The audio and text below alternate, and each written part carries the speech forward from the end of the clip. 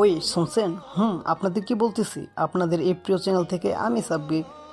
আপনাদের এই প্রিয় চ্যানেলের এক একটা রহস্যময় মাফিয়া গল্পগুলো আপনাদের কাছে কেমন লাগে অবশ্যই কমেন্ট করে জানাবেন। আর হ্যাঁ, ভালো লাগলে চ্যানেলটাকে সাবস্ক্রাইব করে আমাদের পরিবারের একজন হয়ে পাশে থাকবেন। Thank you.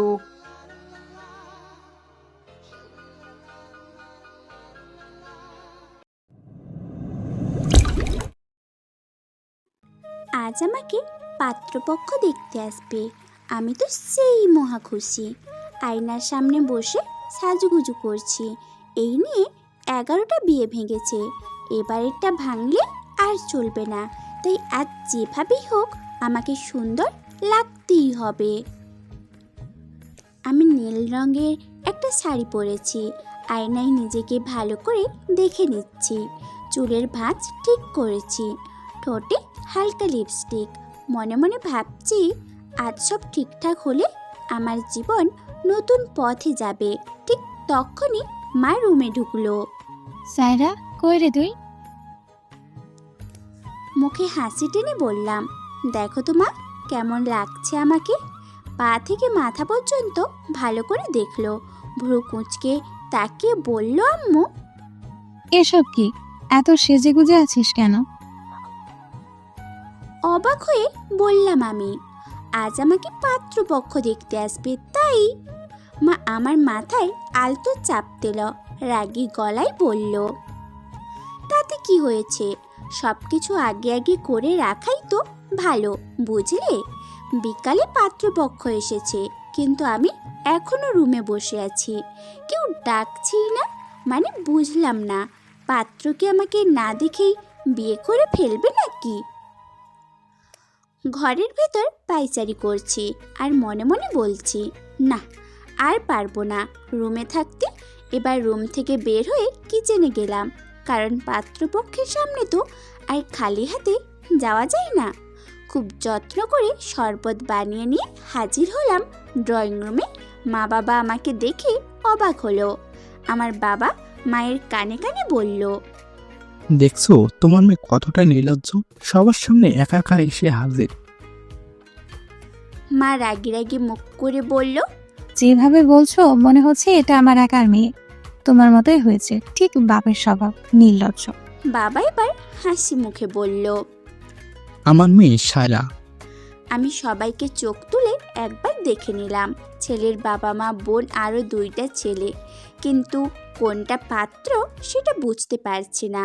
তখন একটা ছেলের দিকে চোখ গেল, বেশ হ্যান্ডসাম, পরনে সাদা শার্ট। আমি তো প্রথম দেখাতেই ক্রাশ খেয়ে গেলাম। আমি শরবতের গ্লাসগুলো টেবিলের ওপর রাখলাম। আমি এবার সবার উদ্দেশ্যে সালাম দিলাম। পাত্রের মা বলল, বসো মা। আমি মা বাবার পাশে গিয়ে বসলাম। সেই সাদা শার্ট পরা ছেলেটার দিকে তাকিয়ে মুচকি হাসলাম। ছেলেটাও মুচকি হাসলো। ছেলের বাবা জিজ্ঞেস করলো, মা, তুমি এখন কোন ক্লাসে পড়ো? আমি হেসে বললাম, এবার অনার্সে 2য় বর্ষে, কিন্তু 3য় বর্ষে থাকার কথা ছিল। পাত্রের বোন বলল, কেন, কি হয়েছিল? আমি দুঃখ ভরা মন নিয়ে বললাম, আর বললেন না, জীবনটাই আমার বেদনা। কত মানুষের কত নকল করে পরীক্ষায় পাস করে, কিন্তু আমার কপালটাই যে খারাপ, বুঝলেন। এইচএসসি পরীক্ষা দেওয়ার সময় ভাবলাম একটু নকল করি, কিন্তু ভাগ্যক্রমে ধরা পড়ে যাই। সেই কারণেই আমাকে পরীক্ষার হল থেকে বের করে দেয়, পরে ফেলই করি। পাত্রপক্ষ একজন আরেকজনের দিকে চাওয়াচাই করছে। বাবা মা আমার দিকে রাগী দৃষ্টিতে তাকালো। মা এবার হেসেই বলল, আমার মেয়ে কিন্তু পড়াশোনায় খুবই ভালো, এসএসসিতে A+ পেয়েছে। পাত্রর মা বলল, তাহলে এসএসসিতে নকল করার কি দরকার ছিল? আমি বললাম, আসলে আমার খুব শখ ছিল নকল করার, কিন্তু কোনোভাবেই আমার শখ পূরণ হচ্ছিল না, তাই নকল করছিলাম। সাদা শার্ট পরা ছেলেটা বলল, সেই এক্সপেরিমেন্টটা তো আপনি এমনি ক্লাস টেস্ট পরীক্ষাও করতে পারতেন, শুধু শুধু কেন বাস খেতে গেলেন? করেছিলাম ক্লাসে অনেক নকল, কিন্তু কোনো স্যার ম্যাডাম বিশ্বাসই করতো না আমি নকল করে লিখতে পারি। আর সত্যি কথা হলো আমার বাস খেতে ভালোই লাগে। পাত্রের বোন আমার বানানো শরবতের একটা গ্লাস হাতে নিয়ে চুমুক দিতেই মেয়েটার মুখের রং পরিবর্তন হয়ে গেল। তাড়াতাড়ি মুখ থেকে ফেলে দিল। এটা কি শরবত নাকি অন্য কিছু? লবণে ভরা আর কেমন হলুদের গুঁড়ার মতো স্মেল আসছে। আমি বললাম, ওহ, তাহলে মনে হয় আমি চিনির বদলে ভুলে লবণ দিয়ে ফেলেছি, আর ট্যাংয়ের বদলে হলুদ দিয়ে ফেলেছি। সরি। হ্যাঁ, মেয়েটা বিরক্ত নিয়ে বলল, হ্যাঁ, বুঝতে পারছি। সবাই চুপ করে বসে আছে। আমি বললাম, আচ্ছা, আপনাদের কি আমাকে পছন্দ হয়েছে? আবারও সবাই একে অপরের দিকে চাওয়াচাই করতে লাগলো। বাবা আমাকে বলল, দোহাই লাগে মা, আমার মান সম্মান নষ্ট করিস না। আমি বাবার দিকে কিছুক্ষণ বোকার মতো তাকিয়ে রইলাম। কিছুই বুঝলাম না আমি কিভাবে মান সম্মান খেলাম। এবার ছেলের বাবা বলল, আমরা এই বিয়েটা দিতে রাজি নই। বাকি কথাটা শেষ করতে দিল না। পাশে বসা শুটকোট পরা ছেলেটা তিনি বলল, আমি মেয়ের সাথে আলাদা কথা বলতে চাই। আমি মনে মনে ভাবলাম, ও তার মানে এটা পাত্রপক্ষ। তাহলে আমি এতক্ষণ ভুল ভেবেছিলাম। থাক, সমস্যা নাই। ওইটার থেকে এই ছেলেটা একটু বেশি সুন্দর। আমার বাবা বলল, হ্যাঁ হ্যাঁ, ওরা কথা বলুক, তারপর না হয় আমরা সিদ্ধান্ত নেব। আমি আর ওই ছেলেটা দাঁড়িয়ে আছি ছাদে। ছেলেটাকে খুব ভালোভাবে পরখ করছি। খুব সুদর্শন দেখতে, বেশ লম্বা সুঠাম দেহের অধিকারী, চুলগুলো পরিপাটি, চাপ দাড়ি, গায়ের রংটা তেমন সাদা না, শ্যামলা রঙের। থাক, সমস্যা নেই। বেশি সাদা থাকলে আবার মুলার মতো দেখা যায়। কিন্তু আমার বিরক্ত লাগছে। কতক্ষণ ধরে আমি দাঁড়িয়ে আছি, কিন্তু লোকটা কোনো কথাই বলছে না। আমি আগে কথা বলবো না বললে বলবে আমি বাচাল। লোকটা এবার নীরবতা ভেঙে বলল, আমার নাম সাউন, আমি একজন ইঞ্জিনিয়ার। আমি মাথা নিচু করে ছোট্ট করে বললাম, ভালো। ছেলেটা বলল, মনে হয় আপনি লজ্জা পাইছেন, ওই সময় তো খুব পটপট করছিলেন। এবার আমি মাথা তুলে হাসলাম, বললাম, লজ্জা পাচ্ছি না, আসলে একটু ভালো সাজার চেষ্টা করছিলাম। তো আসলে এবার বিয়েটা হয়ে গেলে খুব ভালো হতো। কেমন ভালো হতো? আপনি আমার 1 ডজন। 1 ডজন মানে? এই পর্যন্ত 11টা ছেলে আমাকে দেখে গেছে, কিন্তু কেউ আমাকে পছন্দই করেনি। আপনাকে নিয়ে 12 জন, তার মানে 12টির সমান 1 ডজন। হিসাব না বুঝলে খাতা নিয়ে আসি। শাওন আমার কথা শুনে টাসকে খেয়ে গেল। শাওন বলল, না না, খাতা আনতে হবে না, হিসাব নিকাশ আমি একটু একটু পারি। ও, পারেন? আমি ভাবলাম আপনিও বোধহয় আমার মতো অঙ্কে কাঁচা। শাওন বলল, আপনি তো দেখতে মাশাল্লাহ, কিন্তু এতগুলা বিয়ে ভাঙার কারণ কি? বেশিরভাগ বিয়ে ভেঙে বলেছে আমি নাকি বেশি কথা বলি, বাচাল তাই। আরেকটা বিয়ে ভাঙার কারণ, ছেলেটা ছিল কালোর কালো, জন্মের কালো। পরে আমি ছেলের মাকে বললাম, আন্টি, এর থেকে গর্জিয়াস কোনো কালারের ছেলে নেই? ও মা, মহিলা আমাকে পাগল বলে চলে গেল। বলেন আমি কি ভুল বললাম, বলেন। না না, আপনি কোনো ভুল করেননি, পাগল তো ওরা ছিল। শুনেন না, আমাকে আপনি বিয়েটা প্লিজ করে নিন। শাওন বলল, আপনি বলুন, বিয়ে পাগল হওয়া কারণটা কি? আপনি ভুল করলেন, এখানে পাগল হবে না, পাগলি হবে। আপনি মনে হয় ব্যাকরণে কাঁচা। শাওন আমার কথা শুনে বড় করে শ্বাস নিল। হ্যাঁ বুঝেছি, এখন বলেন বিয়ের পাগল হওয়ার মানে কি? আর বললেন না, আমার বান্ধবীরা আমাকে বলে আমার কপালে নাকি ভালো জামাই জুটবে না, কমপক্ষে 2 ডজন বিয়ে ভাঙবে। কিন্তু না, আমি দেখিয়ে দিতে চাই 1 ডজনে আমার বিয়ে করে ফেলবো। প্লিজ আপনি আর 1 ডজন হয়ে যান। শাওন গলা পরিষ্কার করে বলল, প্লিজ এক ডজন বলবেন না, নিজেকে ডিম ডিম মনে হই। আমি আড়ষ্ট গলায় বললাম, আপনি বুঝি ডিম পছন্দ করেন না? না, ডিম আমার ভালো লাগে না। শাওন আমার দিকে না তাকিয়েই বলল, ওহ, তার মানে আপনি মিম ডিম আন্ডার সাথে প্রেম করছিলেন, পরে আপনাকে ছ্যাঁকা দিয়ে চলে গেছে, তাই তো? বলুন। আমি কখনো প্রেম করিনি, ওকে? আমি মুখ ভেঙচি দিয়ে বললাম, ওহ, তাহলে আপনি মনে হয় খুব রসকসহীন মানুষ। শাওন আমার দিকে তাকিয়ে বোকা বোকা মুখ করে বলল, আচ্ছা, আপনি যে এত ফালতু পেঁচাল পারেন, আপনার মুখ ব্যথা করে না? ও মা, মুখে ব্যথা করবে কেন? আর কথা বললে যে অনেক উপকার হয়, জানেন না আপনি? শোনেন, কথা না বললে মানুষ বলবে মেয়েটা অহংকারী, কথা বলে না। আর ভাষা হলো মনের ভাব প্রকাশের সহজ উপায়।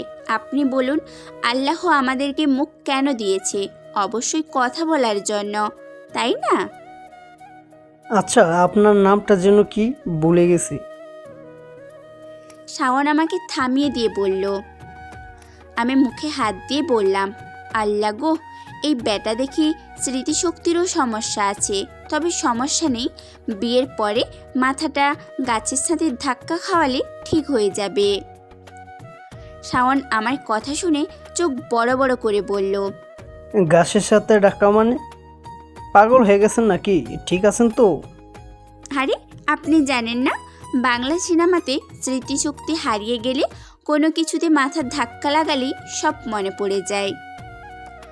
আমার কথা শুনে সে বড় করে একটা নিঃশ্বাস নিল, তারপর নিচে নামার জন্য পা বাড়াতেই আমি বললাম, বিয়েটা করবেন না আমাকে? লোকটা কথা না বলে লম্বা লম্বা পা ফেলে নিচে নেমে গেল। আমিও দৌড়ে নিচে গেলাম। লোকটা বিয়ের সবার সামনে লোকটা কথা না বলে লম্বা লম্বা পা ফেলে নিচে নেমে গেল। আমিও দৌড়ে নিচে গেলাম। লোকটা গিয়ে সবার সামনে দাঁড়ালো। শাওন গিয়ে চুপচাপ বসে পড়ল। শাওনের বোন মুখ কুঁচকে বলল, ভাই, বিয়েটা করিস না, সারা জীবন তোকে হলুদ আর লবণের শরবত খেয়ে বাঁচতে হবে। অপর পাশ থেকে তার মা বললেন, শাওন, না করে দে, মেয়েটা পাগল, আমাদেরকেও পাগল বানিয়ে ছাড়বে। এবার আমার বাবা গলা পরিষ্কার করে বললেন। শাওন বাবা, তোমার কি আমার মেয়েকে পছন্দ হয়েছে? শাওন মাথা নিচু করে ধীরে বলল, হ্যাঁ, তবে বিয়ে কবে হবে সেটা পরে জানিয়ে দেব। বাবা হেসে বললেন, সমস্যা নেই বাবা, তুমি টাইম নাও। ছেলের বাড়ির সবাই শাওনের দিকে রাগী দৃষ্টিতে তাকালো। বোঝাই যাচ্ছিল তারা বিয়েতে রাজি নয়। আমি তো চোখ বড় বড় করে বিস্ময়ে তাকিয়ে আছি। আমি ভাবতেই পারিনি ছেলেটা বিয়েতে রাজি হবে।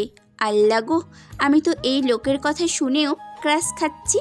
আমি পাশে বসা সাদা শার্ট পরা ছেলেটার দিকে তাকিয়ে আফসোসের ন্যায় মনে মনে বললাম, আপনি মনে হয় আমার দয়াল ক্রাশ ছিলেন। আপনার ভাই আমার লয়াল ক্রাশ, কষ্ট পাবেন না, আপনি তো আমার হবু দেবর। পাত্রপক্ষ চলে গেছে। যাওয়ার আগে আমার হাতে 2000 টাকা দিয়ে গেছে। আমি সোফার ওপর পা তুলে বসে বসে টাকাগুলো দেখছি।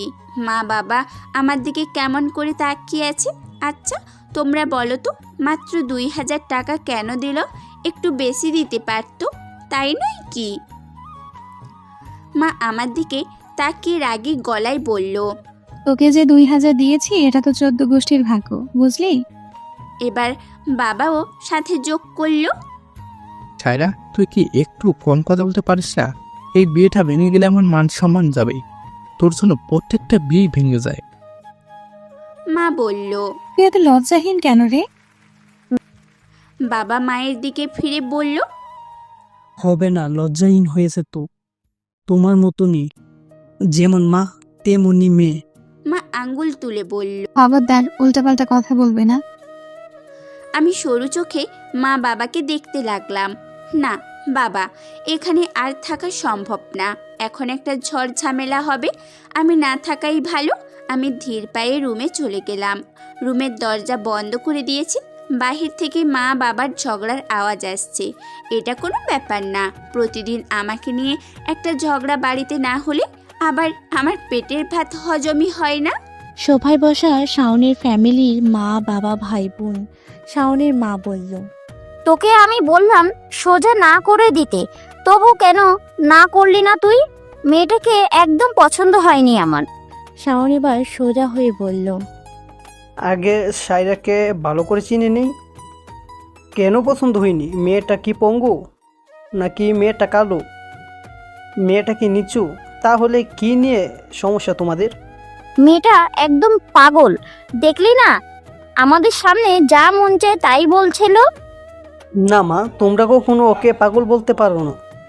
হ্যাঁ, মেয়েটা একটু বেশি কথা বলে, মুখে যা আসে তাই বলে, কিন্তু পাগল বলা একদম ঠিক না।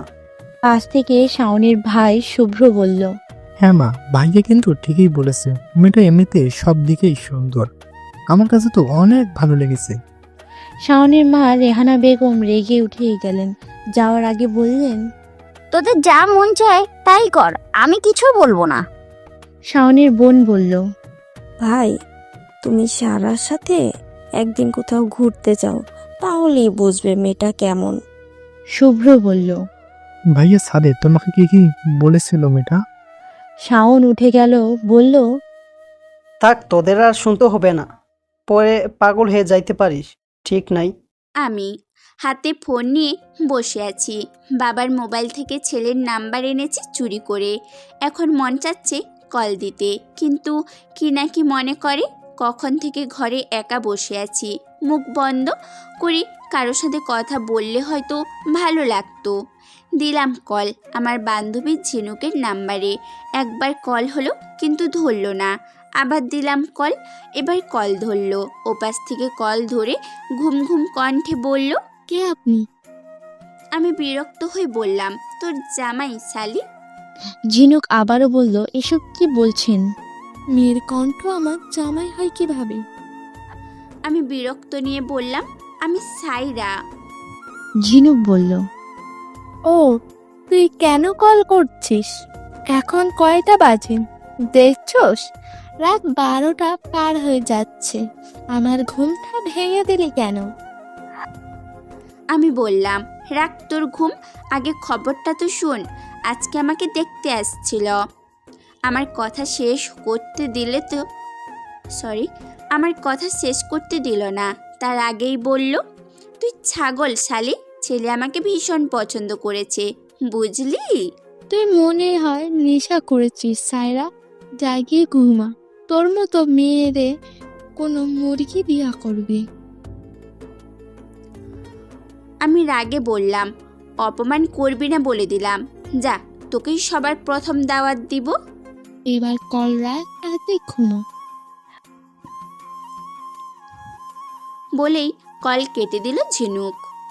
না, ঝিনুকের সাথে কথা বলেও ভালো লাগলো না, অন্য কারোর সাথে কথা বলতে হবে। এবার আমি দিলাম বাবার মোবাইল থেকে আনার নাম্বারটায় কল দিতে ওপাশ থেকে কল রিসিভ করলো। আমি মিষ্টি গলায় বললাম, হ্যালো।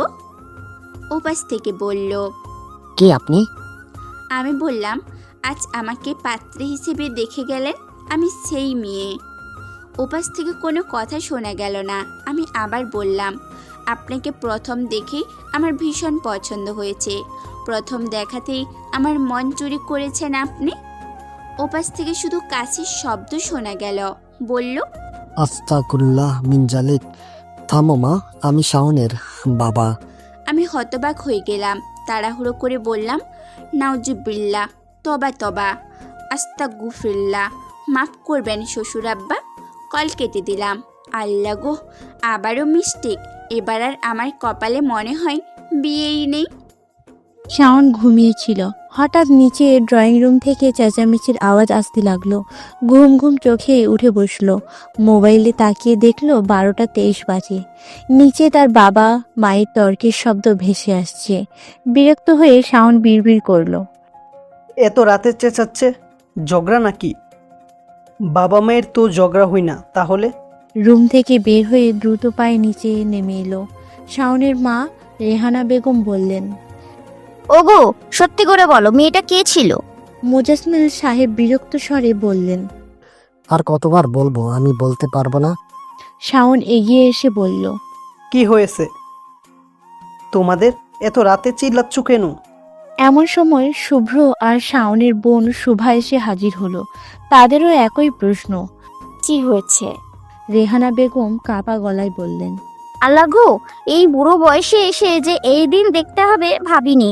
এই দিন দেখার আগে আমার মরণ হলো না কেন? শুভ্র বলল। এটা দিন না মা, রাত। শুভা মায়ের হাত ধরে বলল। প্লিজ মা, বলো তো কি হয়েছে।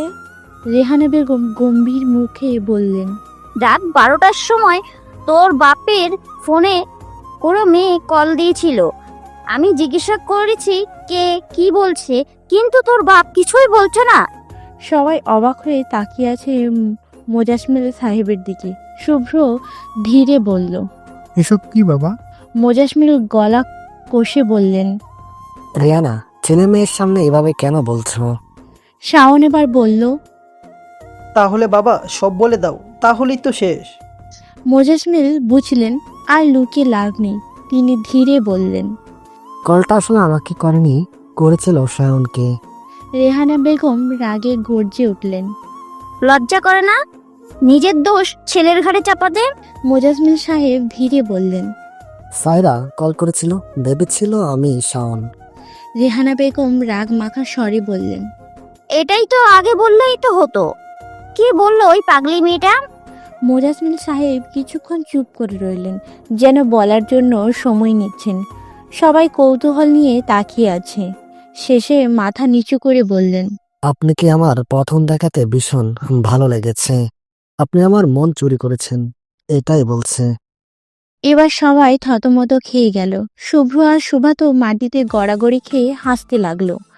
শাওনের মুখ দেখে বোঝা গেল না সে লজ্জা পেল নাকি রাগ করলো। কিছু না বলে সোজা উপরে উঠে গেল। সকাল 11টার সায়রার ঘুম ভাঙল। চোখ কচলাতে কচলাতে হাই তুলতে তুলতে সোজা নিচে নেমে এলো।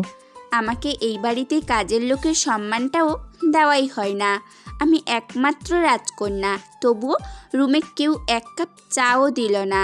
সায়রার মা বিরক্ত গলায় বললেন। আইসে রাজকন্যা, তোর বাপ কোথাকার রাজা শুনি? তোর বাপ যদি রাজা হতো তাহলে আমাকে সারাদিন বাড়ির কাজ করতে হতো না। আর ফালতু রাজকন্যা, তোমার চা দিয়েছিলাম, কিন্তু সেই চা ঠান্ডা হয়ে শরবত হয়ে গিয়েছে। সায়রা সোফায় বসতে বসতে বলল। ওকে ওকে, অন্তত সকালের নাস্তাটা তো দাও। তুই কিসের নাস্তা করবি? দুপুর হতে যাচ্ছে আর এখন নাস্তা খেতে আসছিস? যা গিয়ে ভাত খা। সায়রা মুখ বাঁকিয়ে বলল। কপালে নাই তো ঘি, ঘট ঘটালে হইব কি? হুম হুম। মা বললেন। শাওন কল দিয়েছিল। শাওনের নাম শুনে সায়রা উৎফুল্ল হয়ে উঠল। কি বলেছে গো? বলেছে তোর সাথে দেখা করতে চায়। সায়রা খুশিতে চোখ বড় করে বলল। কখন করব? টাইম কখন বলল? সময়ের কথা বলেনি, বললো তোকে মেসেজ করে জানিয়ে দিবে। সায়রা আর এক মুহূর্ত সময় নষ্ট করলো না, দৌড়ে আবার উপরে উঠে গেল। গিয়েই নিজের মোবাইলটা হাতে নিয়ে দেখলো শাওন মেসেজ করেছে। দেখা করার জন্য সাথে টাইম এবং জায়গার নামও বলে দিয়েছে। সায়রা খাওয়া দাওয়া করে রেডি হয়ে গেল। রেডি আর কি, একটা 3 পিস আর চুলগুলো একটু ঠিক করলো, এতটুকুই, আর কিছুই করেনি। আয়নার সামনে দাঁড়িয়ে বলল। সাইরা রে, তোরে যে কত সুন্দর লাগতাছে। তখনই রুমে সায়রার মা প্রবেশ করলো, বলল। নিজেকে নিজে যে কেউ প্রশংসা করে সেটাই প্রথম দেখলাম। আর এসব কি পরেছিস তুই? 3 বছর আগের ঈদের জামা পরছস কেন রে?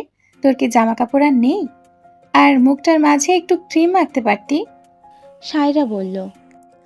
তোমার মেয়ে এমনি অনেক সুন্দর, এখন যদি বেশি সাজুগুজু করি তাহলে ওই 1 ডজন আবার হার্ট অ্যাটাক করবে।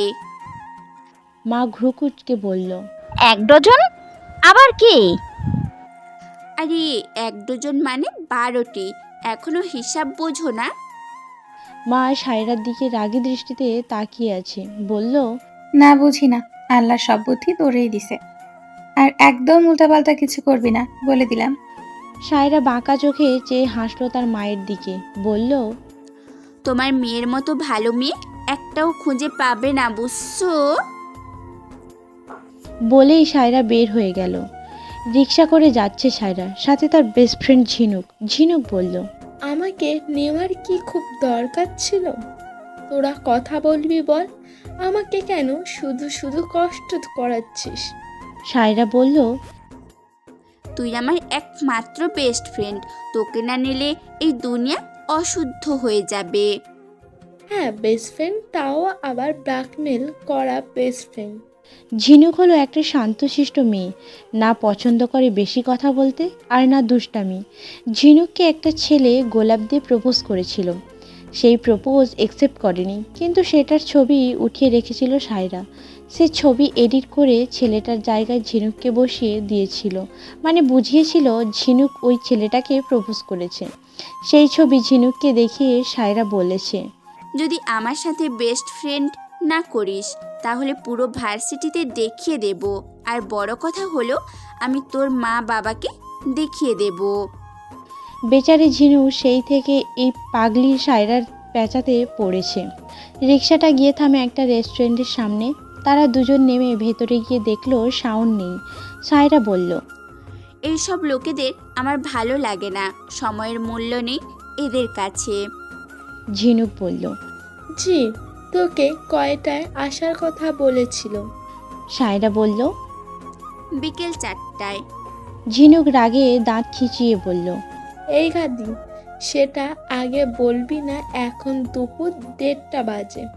সায়রা দাঁত খিলখিল করে হাসলো, বলল, আসলে বেশি এক্সাইটেড ছিলাম তাই গুলিয়ে ফেলেছিলাম।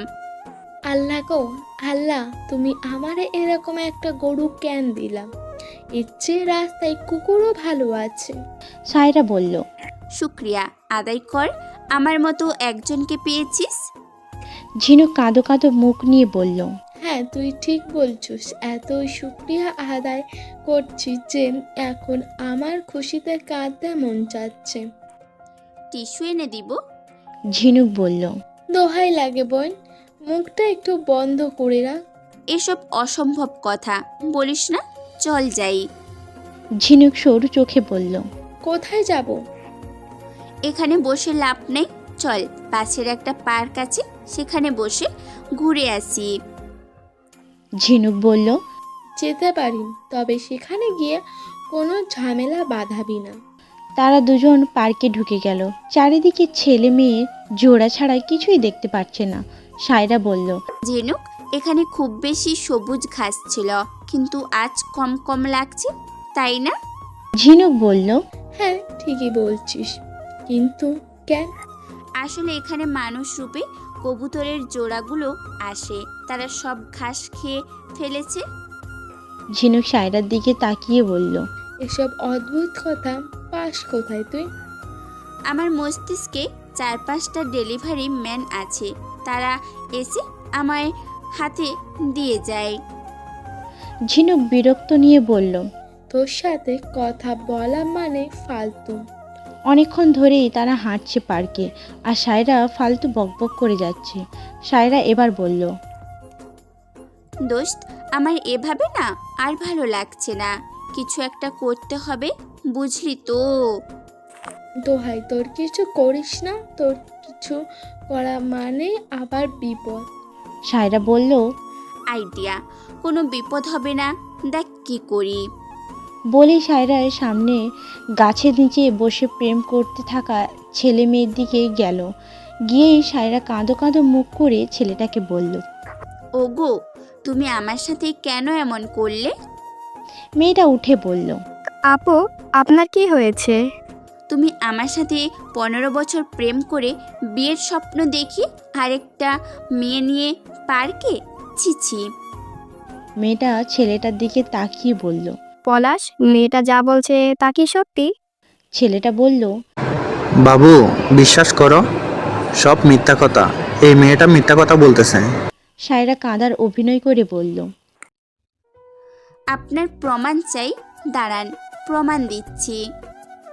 বলেই ঝিনুককে ডেকে বলল, এই তুই বল, এই ছেলে আমার সাথে 15 বছর প্রেম করেছে? ঝিনুক হাঁ করে তাকিয়ে আছে। সায়রা ধমক দিয়ে বলল, কি হলো বলো? ঝিনুক ভয়ে বলল, হ্যাঁ হ্যাঁ, মেয়েটা ছেলেটার গালে ঠাস করে একটা চড় বসিয়ে দিয়ে চলে গেল। ছেলেরা এবার সায়রার দিকে রাগী দৃষ্টিতে তাকালো। সায়রা একটা মুচকি হাসলো ছেলেটার দিকে। সায়রা ওখান থেকে চলে আসতে চাইলে ছেলেটা সায়রার হাত চেপে ধরে বলল, কোথায় যাচ্ছ?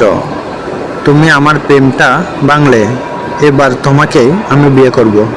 ঝিনুক ভয়ে কাঁপা শুরু করে দিয়েছে। সায়রা ছেলেটার পায়ে আঘাত করে দৌড়ে চলে গেল। কিছু দূর যেতেই বুঝতে পারলো তার সাথে ঝিনুক নেই। পেছনে তাকিয়ে দেখলো ঝিনুক এখনও ওখানেই দাঁড়িয়ে কাঁপছে।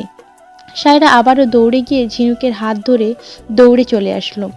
অনেকটা দৌড়ের পর তারা দৌড় থামিয়ে একটা গাছের নিচে দাঁড়ালো। সায়রা বলল, আহ, এখন একটু মজা লাগতাছে। ঝিনুক বলল, হ্যাঁ ঠিক বলছিস, এতই মজা লাগছে যে আরেকটু হলে পায়জামা নষ্ট করে ফেলতাম। সায়রা বলল, কেন, তোর কি ডায়াবেটিস আছে?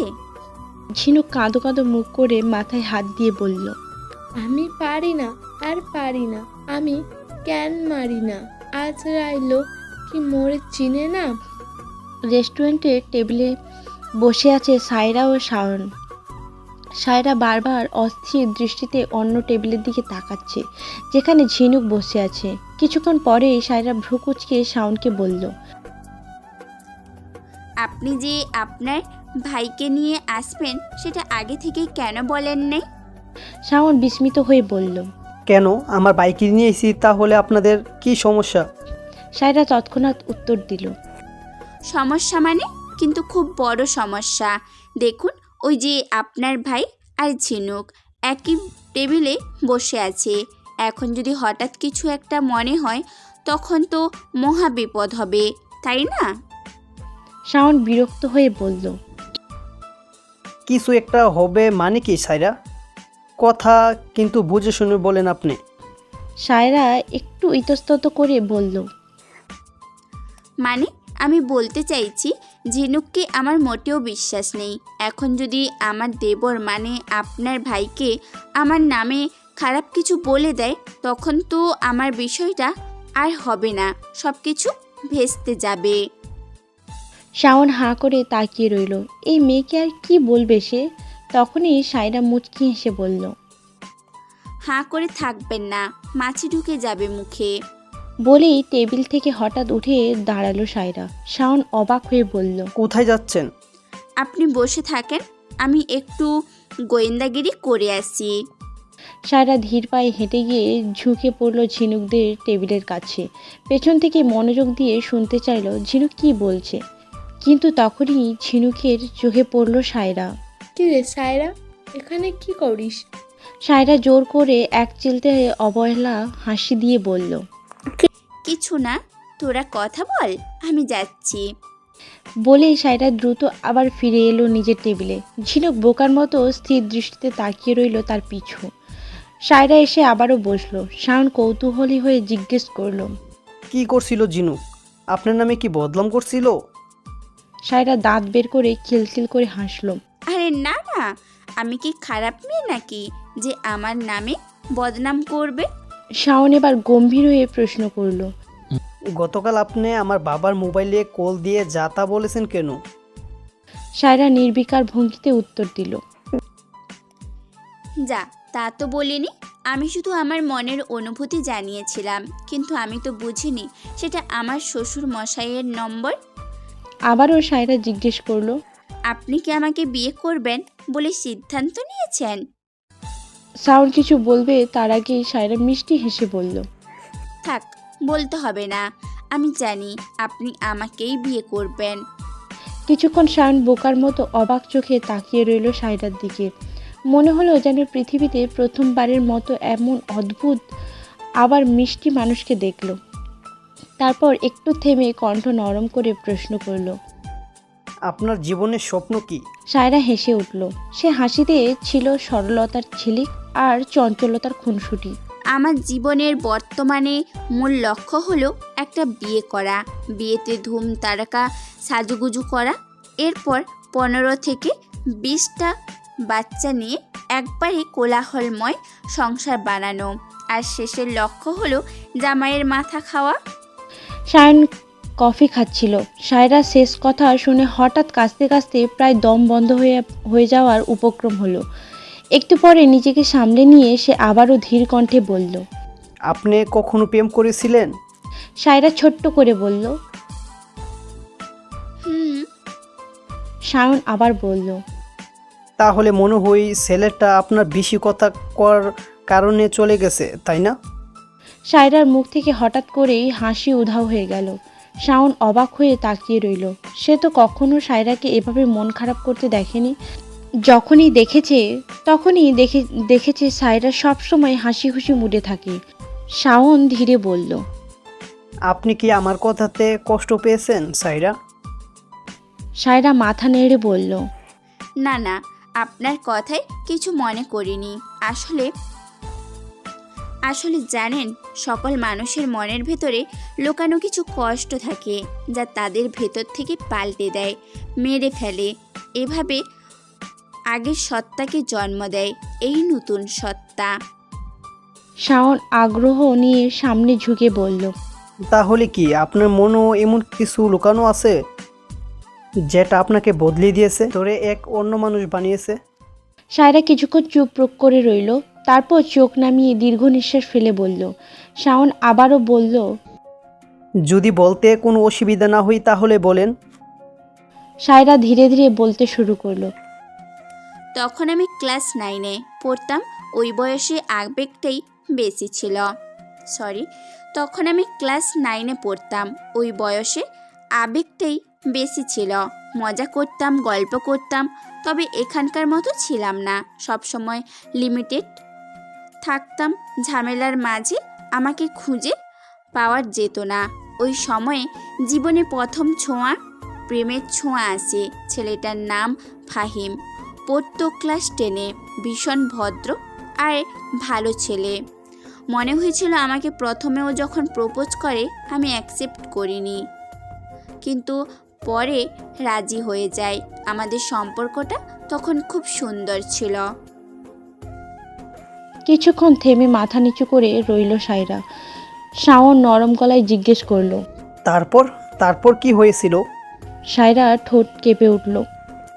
কয়েক মাস পর আমি ট্রেনে উঠি। তখন শুনলাম ফাহিম আমার ক্লাসেরই আরেকটা মেয়েকে প্রপোজ করেছে। প্রথমে বিশ্বাস করতে পারিনি, পরে খোঁজ নিয়ে দেখি ফাহিম প্রায় সব মেয়েকেই প্রপোজ করার চেষ্টা করেছে। আমি সরাসরি জিজ্ঞেস করলাম, কেন ঠকালো আমাকে? আমার দোষ কী ছিল? তখন সে হেসে বলল, তোর সাথে কোনো ছেলে প্রেম করবে, তুই তো কথা বললেই পারিস না, সবসময় বোবার মতোই থাকিস। মনে হয় মুখে এখনও মধু ফোটেনি। সেদিন ক্লাসে সবাই আমাকে দেখে হেসেছিল, আর তখন থেকেই অজান্তে আমি বদলাতে শুরু করি। শাওন তাকিয়ে রইল। এখনকার সায়রা যেন একেবারেই আলাদা। সবসময় দুষ্টুমির ছাপ থাকে তার মুখে। সে আজ নিস্তব্ধ। সায়রা মাথা নিচু করে হাতের সাথে হাত ঘষতে লাগলো। শাওন আস্তে জিজ্ঞেস করলো, এখনো কষ্ট হয়? সায়রা এবার মাথা তুলল। ঠোঁটে পরিচিত দুষ্টুমি মাখা হাসি ফিরে এলো। আরে কষ্ট একদমই না, শুধু আফসোস লাগে। কেন এমন তুচ্ছ একটা ব্যাপার, কত কষ্ট পেয়েছিলাম তখন। শাওন মাথা নেড়ে মুচকি হেসে বলল, আপনি সত্যি খুব স্ট্রং গার্ল। আচ্ছা, এখন যদি আমি আপনাকে বলি যে আমি বিয়ে করব না, তাহলে আপনি মহা কিছু হারাবেন। কি রকম? সায়রা আত্মবিশ্বাসী গলায় হেসে বলল, আমাকে হারানোর মানে নিজের সামনে 2টা দাঁত হারানো। খেতে পারবেন বটে, কিন্তু কখনো প্রাণ খুলে হাসতে পারবেন না। জীবনটা ফাঁকা ফাঁকা মনে হবে। ওদিকে ঝিনুক আর শুভ্র বসে আছে টেবিলে। প্রথম যখন তারা একসাথে বসেছিল, ভেতরে এক অদ্ভুত অস্বস্তি কাজ করেছিল। মনে হচ্ছিল এ জায়গা তাদের নয়। কিন্তু ধীরে ধীরে কথোপকথন জমে উঠেছে। মনটাও ভালো লাগছে। শুভ্র ছেলেটা বেশ ভদ্র, সরল আর আন্তরিক। শুভ্র একটু থেমে কৌতূহলী হয়ে বলল, আপনার ফ্রেন্ড মেয়েটা কেমন? ঝিনুক স্নেহভরা চোখে সায়রার দিকে তাকালো, তারপর নরম আবেগ মেশানো গলায় বলল, সায়রার সাথে যখন আমার প্রথম আলাপ হয় তখন তার অতিরিক্ত কথা বলা আর একরকম দুষ্টুমি আমার ভীষণ বিরক্ত লাগতো। সত্যি বলতে প্রথম দিকে ওকে একেবারেই সহ্য করতে পারতাম না, কিন্তু পরে বুঝলাম সায়রার মতো মেয়ে হয়তো পাওয়া বড়ই কষ্টকর। ওর ভেতরে এক অদ্ভুত মায়া আছে, মানুষকে আপন করে নেবার ক্ষমতা আছে। হ্যাঁ, প্রথম দিকে হয়তো আমার মতো আপনাদেরও অনেক বিরক্তিকর মনে হবে, কিন্তু বিশ্বাস করুন, সময়ের সাথে বুঝবেন সায়রার মতো একজন মানুষ আশেপাশে থাকা মানেই আশীর্বাদ। সায়রা বসে আছে নিজের রুমে, এক হাতে মোবাইল, অন্য হাতে কফির মগ। বসে বসে একটার পর একটা নিউজ ফিড স্ক্রল করছে। হঠাৎই দরজায় কড়া নাড়ে কেউ। ভেতরে ঢুকলেন সায়রার বাবা আর মা। সায়রা অবাক হয়ে বলল, আরে তোমরা দুজন একসাথে? তারা দুজনেই মেয়ের পাশে এসে বসলেন। কিছুক্ষণ নীরবতার পর সায়রার বাবা ধীরে বললেন, আজ সামনাদের বাড়ি থেকে কল এসেছিল। সায়রা আবার মোবাইলের দিকে তাকিয়ে মৃদু হেসে বলল, ও বিয়েটা ভেঙে দিয়েছে তাই না? তার কথা শুনে মা বাবা একদম চুপ। সায়রা মনে হলো যেন ওদের চেহারার কোনো অদ্ভুত রহস্য লুকানো আছে। হঠাৎ দুজনেই হেসে ফেললেন। সায়রার মাকে বলতে শোনা গেল, শাওনের বাবা বলেছে বিয়ের তারিখ এই শুক্রবারই ঠিক করা হয়েছে। শুনে সায়রার চোখ মুখ অবাক হয়ে গেল, যেন হাঁ করে বসে রইল কিছুক্ষণ। সে একেবারেই ভাবতে পারেনি এত দ্রুত এই বিয়ে হবে। এতদিন যেটা নিয়ে মনের মধ্যে লুকিয়ে এক্সাইটমেন্ট ছিল, হঠাৎ সব কিছু বাস্তব হয়ে দাঁড়ালো। মেয়েটা হঠাৎ যেন থম মেরে গেল। তার মনে হলো খুব তাড়াতাড়ি আপন মানুষগুলোকে ছেড়ে যেতে হবে এক অচেনা বাড়িতে। সায়রা নিচু গলায় বাবাকে বলল, এত তাড়াতাড়ি কেন বাবা? আর মাত্র 3 দিন। বাবা মুচকি হেসে তার মাথায় হাত বুলিয়ে দিলেন। চিন্তা করিস না মা, সবকিছু তোর ইচ্ছে মতোই আয়োজন করব। তারপর তার ঘর থেকে বের হয়ে গেলেন। সায়রা কিছুক্ষণ চুপচাপ বসে থাকলো। তারপর হঠাৎ ফোনটা হাতে তুলে নিল। ঝিনুকের নাম্বারে কল দিল। কল ধরতেই সায়রা মৃদু কণ্ঠে বলল, ঝিনুক, বিয়ের তারিখ ঠিক হয়ে গেছে। ঝিনুক উচ্ছ্বসিত কণ্ঠে বলল। Wow, congratulation. সায়রা শুধু বলল।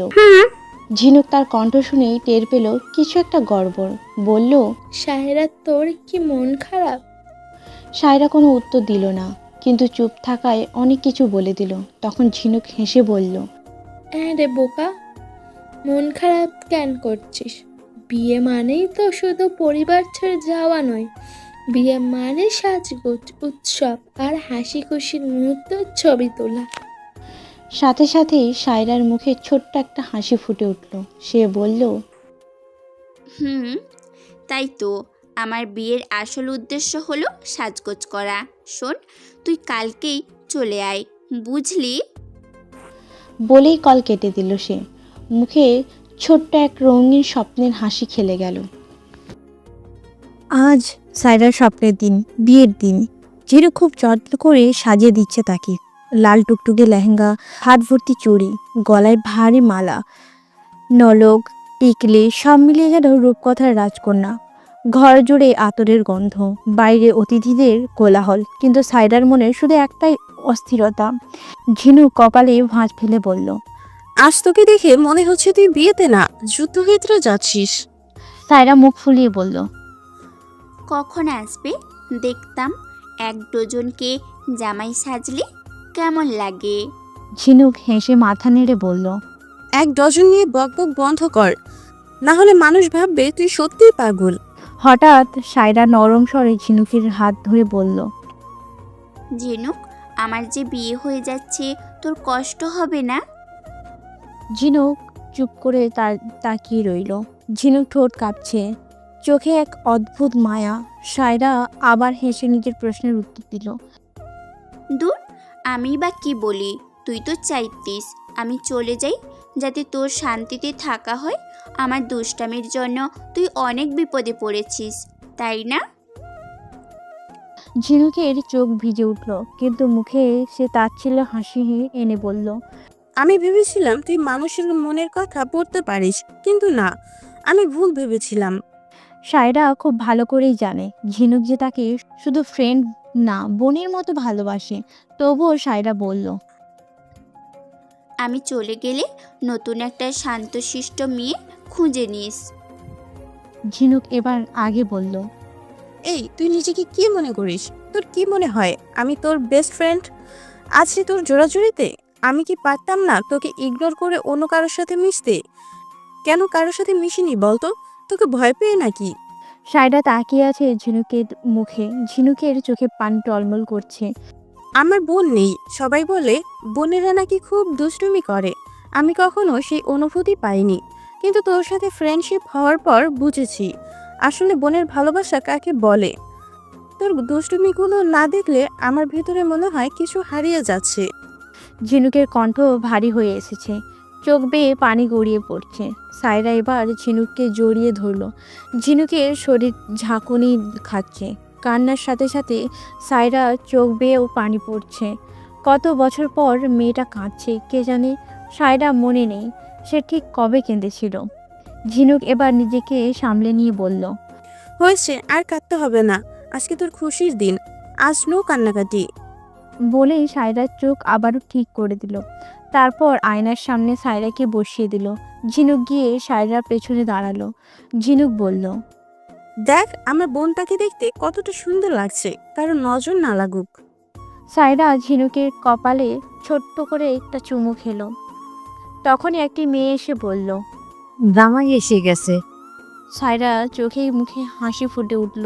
সে তাড়াতাড়ি উঠে দাঁড়ালো, বলল, চল ঝিনুক, জামাইয়ের গেট ধরবো। এই তুই পাগলামিটা আজ বন্ধ কর, মানুষ খারাপ বলবে। প্লিজ এখানে বসে থাক। কিছুতেই সায়রা এখানে বসতে রাজি না, সে যাবেই। কোনো উপায় না পেয়ে ঝিনুক আলমারি থেকে একটা শাল বের করে সায়রার শরীরে দিয়ে মুখ ঢেকে দিল। বলল, এবার চল আমার সাথে। তারা দুজন হাজির হলো যেখানে বরের গেট আটকানো হয়েছে। ঝিনুক ভয় পাচ্ছে যদি কেউ চিনে ফেলে। এখনো কেউ চিনতে পারেনি সায়রাকে। আর এই সায়রা কোনো বিশ্বাস নেই। সায়রা সবার মাঝখানে গিয়ে শালটা ফেলে দিল। ঝিনুক আটকানোর চেষ্টা করলো। এই ভয়টাই পাচ্ছিল ঝিনুক। এবার সকলে অবাক হয়ে তাকিয়ে আছে সায়রার দিকে। যেখানে সায়ন দাঁড়িয়ে আছে তার সামনে সায়রা গিয়ে বলল, আসসালামু আলাইকুম বর সাহেব। সকলে বিস্মিত চোখে দেখছে। সায়রার বাবা মাথায় হাত দিয়ে বলল, আল্লাহ দিল আবার আমার মান সম্মান শেষ করে। শাওনের বন্ধুরা সবাই হৈ হৈ করে উঠল। এ না হলে আমাদের ভাবি, সকলে স্লোগান দিতে লাগলো। আমাদের ভাইয়ের আগমন শুভেচ্ছা স্বাগতম, আমাদের ভাবির আগমন শুভেচ্ছা স্বাগতম। ঝিনুক সায়রাকে এখান থেকে নিয়ে যাওয়ার চেষ্টা করছে, কিন্তু সে যাবে না। সবাইকে থামিয়ে দিয়ে সায়রা বলল, হয়েছে হয়েছে, এবার গেটের টাকা দিয়ে ভেতরে আসেন। শাওনের ভাই শুভ্র বলে উঠল, ভাবি, ভাইয়া টাকা মানে আপনার টাকা, শুধু শুধু টাকাগুলো নষ্ট করাবেন? শাওন সবাইকে থামিয়ে দিয়ে একটু ঝুঁকে সায়রাকে বলল, ওয়ালাইকুম সালাম। কত চাই? বেশি না, 50,000 দিলেই হবে। বরপক্ষ এত টাকা দিবে না বলেছি, কিন্তু শায়ন সবাইকে থামিয়ে দিয়ে সায়রার কথা মতো টাকা দিয়ে দিল। এবার শায়নরা ভিতরে ঢুকে পড়ল আর সায়রা আবারও রুমে ঢুকে গেল। ঝিনুক বলল, এমনটা করার কি খুব দরকার? কেন, কি এমন হয়েছে? আর শাওন কিন্তু একদমই রাগ করেনি। তা ঠিক। সায়রা এবার বলে উঠল, শোন ঝিলিক, যখন কাজে আসবে না আমাকে বলবে কবুল বলতে, তখন আমি বলবো না, বুঝলি? কি বলছিস তুই? বলবে না কেন? তুই কি রাজি না? অবশ্যই রাজি। বুঝিস না কেন? আমি যদি সাথে সাথে কবুল বলে ফেলি তাহলে সবাই ভাববে আমি বিয়ে পাগলি হয়ে গেছি। ঝিনুক ভ্রু কুঁচকে বলল, তোর কি মনে হয় কেউ কি বুঝিনি তুই যে বিয়ে পাগলি হয়ে আছিস? এত কিছু বুঝি না, আমি যা বললাম তাই করবি, ওকে? তখনই কাজী প্রবেশ করলো। সায়রা মাথার কাপড়টা বড় করে দিয়ে বসে আছে। কাজী বলল, আপনি কি এই বিয়েতে রাজি আছেন? থাকলে বলুন আলহামদুলিল্লাহ, কবুল। সায়রা কিছু বলল না, বসে রইল একইভাবে। কাজী আবার বলল, রাজি থাকলে বলুন কবুল। এবার সায়রা চুপ করে রইল। পাশ থেকে শুভ্র বলে উঠল। কোনে মনে হয় বিয়েতে রাজি নয়, বিয়েটা ভেঙে দিই। সাথে সাথে সায়রা বলতে লাগলো, আলহামদুলিল্লাহ আলহামদুলিল্লাহ আলহামদুলিল্লাহ, কবুল কবুল কবুল। কাজী সায়রাকে বলল। করছো কি মা? থামো তুমি, তুমি তো রেলগাড়ি চালিয়ে দিয়েছো। সায়রা বলল। হয়নি, আবার বলবো? কাজী সাহেব বলল। না, আর বলতে হবে না, হয়েছে। এবার স্বাক্ষর করার পালা। সায়রা কলমটা হাতে নিল। সে স্বাক্ষর করতে পারছে না, কেমন জানি হাত কাঁপছে। সায়রা নিজেকে সামলানোর চেষ্টা করছে, কিন্তু পারছে না। এমনটা তো হওয়ার কথা না। ঝিনু সায়রার পিঠে হাত রাখলো, চোখের ইশারা করলো, কিচ্ছু হবে না, স্বাক্ষর করে দে। সকল আনুষ্ঠানিকতা শেষ করে এবার বিদায়ের বেলা। এখনও সায়রার চোখে মুখে হাসির ঝিলিক। সায়রার বাবা ও মা এসে সায়রার হাত শাওনের হাতে তুলে দিয়ে বললেন, বাবা, আমার মেয়েটাকে তোমার হাতে তুলে দিলাম। আমার মেয়েটাকে ভালো রেখো। কোনো সমস্যা হলে নির্দ্বিধায় আমাদের বলবে। সায়রা বুকটা কেমন যেন করে উঠল। বাবা মায়ের মুখের দিকে তাকিয়ে তাদের দুজনের চোখের কোণে অশ্রু জমে আছে। শাওন গম্ভীর কণ্ঠে বলল, চিন্তা করবেন না, আমার জীবন দিয়ে হলো আমি আগলিয়ে রাখবো আমার সহধর্মিনীকে। তাকে কোনোদিন কষ্ট পেতে দেব না। শুভ্র শুভার কানে কানে বলল। দেখলে ভাইয়া, এখনই দায়িত্ববান স্বামী হয়ে গেছে। শুভা ধমক দিয়ে উত্তর দিল। চুপ থাক তুই। সায়রা তার বাবা মাকে জড়িয়ে ধরে কেঁদে উঠল। সবাই অবাক হয়ে তাকিয়ে আছে, বিশেষ করে সায়রার ভার্সিটির বান্ধবীরা। কিন্তু ঝিনুক একটু অবাক হয়নি, কারণ সে জানতো এমনটাই হবে। তার থেকে ভালো সায়রাকে আর কেউ বা চিনবে। সায়রা ছোট্ট বাচ্চাদের মতো হাউমাউ করে কাঁদতে লাগলো। বাবা মা, আমি তোমাদের ছেড়ে থাকতে পারবো না। সায়রার বাবা মা অশ্রুসিক্ত হয়ে পড়লেন। মেয়েদের জন্য এই দিনটাই সবচেয়ে কষ্টের। যে ঘরে এতগুলো বছর লালন পালন আর বেড়ে ওঠা, সেই ঘর একদিন ছেড়ে বিদায় নিতে হয়। এটাই যেন জীবনের কঠিনতম মুহূর্ত। শাওন আর সায়রা গাড়ি করে যাচ্ছে। শায়ন স্টিয়ারিংয়ে আর সায়রা পাশের সিটে বসে বাহিরের অন্ধকারের আকাশের দিকে তাকিয়ে আছে। কান্নার কারণে তার শরীরটা বারবার কেঁপে উঠছে।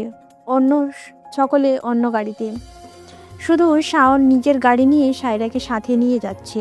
রাত হয়ে এসেছে আর বাহিরে রাতের আকাশটা আজ যেন অদ্ভুত শান্ত ও সুন্দর। শাওন হঠাৎ বলল, শুরু মেয়ে, তোমাকে এমন স্থির নীরব মানায় না। সায়রা ধীরে ধীরে শাওনের দিকে তাকালো। শাওন তখন ড্যাশবোর্ড থেকে একটা টিস্যু এগিয়ে দিয়ে বলল, চোখ মুছে নাও। বাধ্য মেয়ের মতো চোখ মুছে নিল। এখনো তার মুখে কোনো কথা নেই, শুধু নিস্তব্ধতা। শাওন গাড়িটা সামনে নিয়ে গিয়ে হঠাৎ থামালো। সায়রা বিস্মিত হয়ে জিজ্ঞেস করলো, এখানে কেন থামালেন? একটু নেমে প্রকৃতির বাতাস লাগাও শরীরে, ভালো লাগবে। সায়রা বসে আছে একেবারে ফুলে ভরা সাজানো রুমে। বিছানায় ফুল, চারপাশে ফুল, এমনকি দেওয়ালে ঝোলানো শাওনের ছবিগুলোতেও যেন ফুলের ছোঁয়া আছে। লেহেঙ্গা পরা অবস্থাতেই কতক্ষণ ধরে অপেক্ষা করছে সে, অথচ এখনও শাওনের দেখা নেই। হঠাৎই সায়রা দাঁড়িয়ে গেল, রাগে অস্থিরতায় রুমে এদিক সেদিক হাঁটতে লাগলো। মনে মনে নিজেকেই বলল, মনটা চাইতেছি ওই খচ্চর ব্যাটারের টেনে এই রুমে নিয়ে আসি, তারপর একদম উত্তম মাধ্যম দেই। ঠিক তখনই দরজা খোলার শব্দও শোনা গেল। সায়রা হক চোখে তাকাতেই দেখে শাওন ঢুকছে। সায়রা রাগে ফুঁসতে ফুঁসতে সামনে গিয়ে দাঁড়ালো, কণ্ঠে ঝড় তোলা গলায় বলল, এসে গেলেন? আর 1 মিনিট দেরি হলে না, কাল নিউজে হেডলাইন হতো, স্বামী দেরিতে বাসর ঘরে ঢোকার কারণে নববধূর হাতে স্বামীর খুন। শাওন ধীর শান্ত গলায় বলল, এসব কি সায়রা? তুমি কি কোনোদিন বাংলা ছবি দেখোনি নাকি? সায়রা ঠোঁট কামড়ে উত্তর দিল, হ্যাঁ দেখেছি, তাই তো ভেবেছিলাম আমি হব শাবানা, কিন্তু কি হলো, শেষমেশ আপনি তো আমাকে শাবনূর বানিয়েই ছাড়লেন। সায়রা কথা শেষ করে গিয়ে বিছানার মাঝখানে বসে পড়ল, মাথায় লম্বা ঘুমটা দিয়ে। শাওন হাঁ করে তাকিয়ে আছে। এসব কি? সায়রা বলল, বোকার মতো দাঁড়িয়ে না থেকে আমার মাথার ঘোমটাটা সরিয়ে আমাকে উদ্ধার করুন। শাওন সায়রার কথায় পাত্তা না দিয়ে বলল, আমি ফ্রেশ হয়ে আসছি, তুমি তোমার লেহেঙ্গাটা খুলে ফেলো। সায়রা লজ্জা লজ্জা মুখ করে বলল। লেহেঙ্গা খুলে ফেলবো? শাওন কিছুই বুঝলো না, এভাবে লজ্জা পাওয়ার কি আছে। আমি তোমার লেহেঙ্গা খুলে অন্য পোশাক পরার কথা বলেছি। শাওন ওয়াশরুমে ঢুকে গেল। সায়রা অবলার মতো তাকিয়ে আছে, এসব কি? তারপর সায়রাও লেহেঙ্গা চেঞ্জ করে লম্বা টপস প্যান্ট পরে নিল। শাওন এসে বলল, সাইরা, এখন ঘুমিয়ে যাও, এখন আমরা দুজনই টায়ার্ড। শাওন শুয়ে পড়ল, কিন্তু সায়রা এখনো দাঁড়িয়ে আছে। শাওন চেয়ে দেখলো মুখ ফুলিয়ে দাঁড়িয়ে সায়রা। শাওন বলল, এনি প্রবলেম? আমার একটা কাজ আছে। শাওন বলল, কি কাজ? আপনাকেও যেতে হবে, চলুন। শাওন ভ্রু কুঁচকে বলল, যা কাজ সকালে হবে, এখন ঘুমিয়ে যাও। সায়রা বলল, সকালে করলে হবে না, এসব কাজ রাতেই করতে হয়। শাওন চোখ বড় বড় করে তাকিয়ে আছে। কি বলছো কি তুমি? যা বলার সরাসরি বলো। আমরা এখন চুরি করতে যাব। শাওন উঠে সায়রার সামনে দাঁড়ালো, বলল, তুমিও চুরি করো? সি সি, শেষ পর্যন্ত চুন্নি কি বিয়ে করলাম? এত কথা বাদ, এখন চলেন, চুরি করতে যাব। যদি না যান তাহলে। শাওন পকেটে হাত ঢুকিয়ে বলল। তাহলে কি করবে? সায়রা একটু অদ্ভুত হাসি দিয়ে বলল, তেমন কিছু না, শুধু চিল্লাতে থাকবো। শাওন বলল, তুমি পাগল হয়ে গেছো। তুমি বুঝতে পারতেছো আজকে চিল্লাতে থাকলে মানুষ কি বলবে? সায়রা বলল, আমি বুঝেই বলেছি, এবার বলুন আপনি রাজি আছেন কি না। শাওন কিছুক্ষণ তাকিয়ে রইল। সে বুঝতে পারছে কিছু করার নেই, রাজি তাকে হতেই হবে, না হলে যে পাগল মেয়ে। আচ্ছা ঠিক আছে, কি চুরি করবা? সায়রা মুচকি হেসে বলল, তুমি আম গাছ কোথায় দেখলে? আর এখনে আমের সিজন না, এখনো গাছে আম হয়নি, বুঝছো? জি না, 1 ডজন।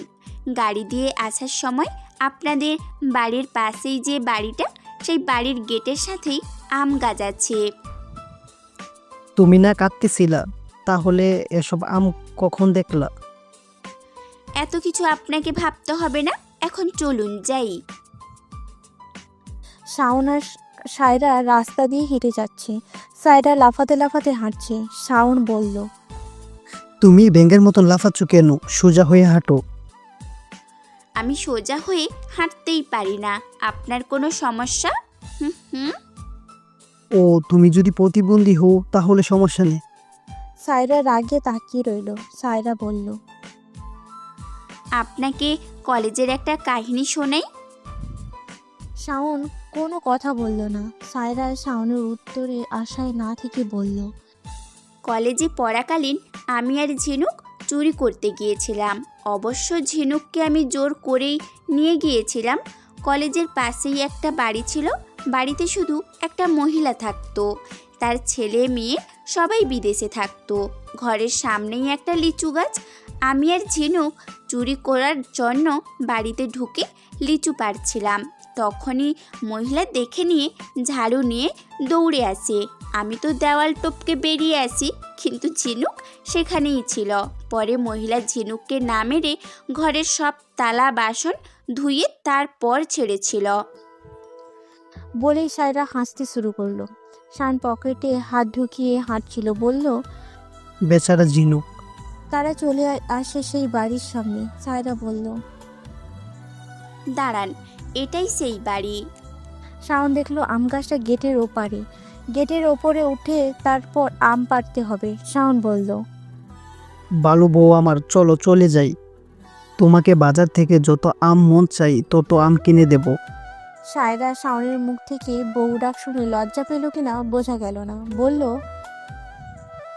বউ ডেকে লাভ নেই, আমি এক্ষুনি গাছ থেকে দিতে হবে। শাওন বিড়বিড় করে বলল, আল্লাহ আল্লাহ গো, কোন ভুলের শাস্তি দিচ্ছ? সায়রা বলল। কিছু বলেছেন?